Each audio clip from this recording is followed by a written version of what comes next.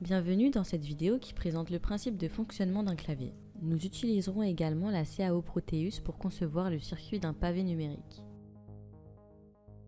Un clavier de PC contient plus d'une centaine de touches. Voyons grâce à un exemple simple de 4 touches comment sont repérées celles qui sont enfoncées. Dans cette animation de 2 lignes par 2 colonnes, le contrôleur va activer successivement les colonnes. Si aucune des touches n'est enfoncée, les lignes 0 et 1 restent à l'état bas. Lorsqu'une touche est enfoncée, le signal en provenance de la colonne sera transmis vers la ligne correspondante. Le microcontrôleur décode cela avec une table de référence qui indique que si la colonne 0 et la ligne 0 sont niveau haut, alors la touche A est enfoncée. Ce principe est valable quel que soit le nombre de touches enfoncées. Dans Proteus, les touches sont simulées avec des interrupteurs. Un Arduino Mega servira de contrôleur. Au moyen du programme que vous retrouverez sur notre site, nous pouvons simuler ce clavier et voir que, quelle que soit la combinaison de touches enfoncées, le clavier fonctionne correctement et enregistre tous les appuis. Après ces explications, créons le PCB du pavé numérique. Dans l'assistant de nouveau projet, nous créons un circuit imprimé de type Generic for Layer.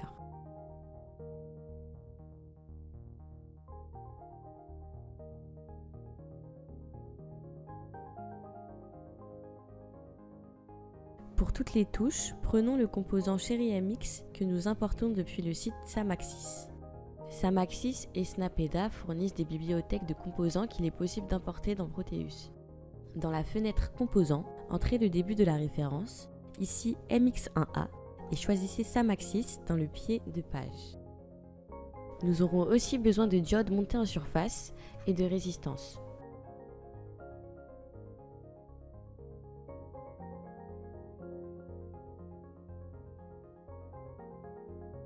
Plaçons les switches sur le schéma. Ensuite, plaçons les bornes des lignes colonnes nommées respectivement RowX et CallX au moyen du mode terminal.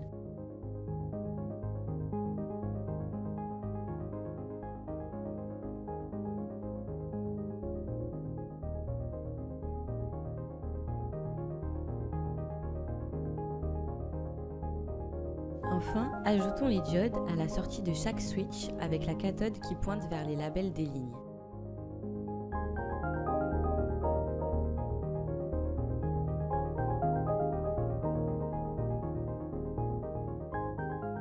Pour éviter des soucis d'entrée et sortie flottante, nous plaçons des résistances connectées à la masse. Le schéma est terminé. Pour le PCB, modifions le pas de grille pour faciliter le placement et le routage. Dans le ruban du bas, repérez que le commutateur est en mode métrique. Le petit M doit être en surbrillance. Dans le menu Technologie, modifions les pas de la grille fine et de la grille F2. Après avoir sélectionné la grille fine avec le raccourci CTRL plus F1, nous pouvons désormais positionner les switches.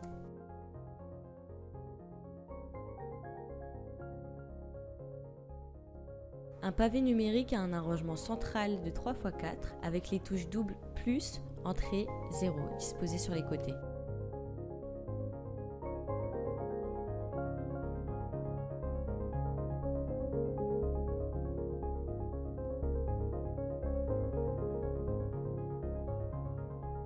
Puis, sélectionnons une diode. La barre d'espace permet de changer de couche de Copen & Side vers Solder Side.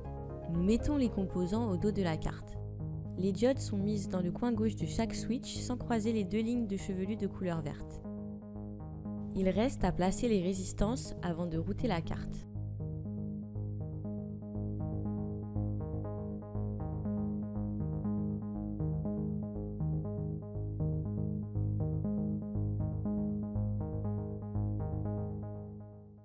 Définissons un plan de masse pour faciliter le routage. Choisissez le menu Zone dans la barre d'outils, puis étirez un rectangle autour des switches. Une fois le rectangle créé, choisissez GND Power pour le lien et GND pour couche couleur. Le placement est terminé. Utilisons la fonction de routage automatique de Proteus disponible dans le menu Outils.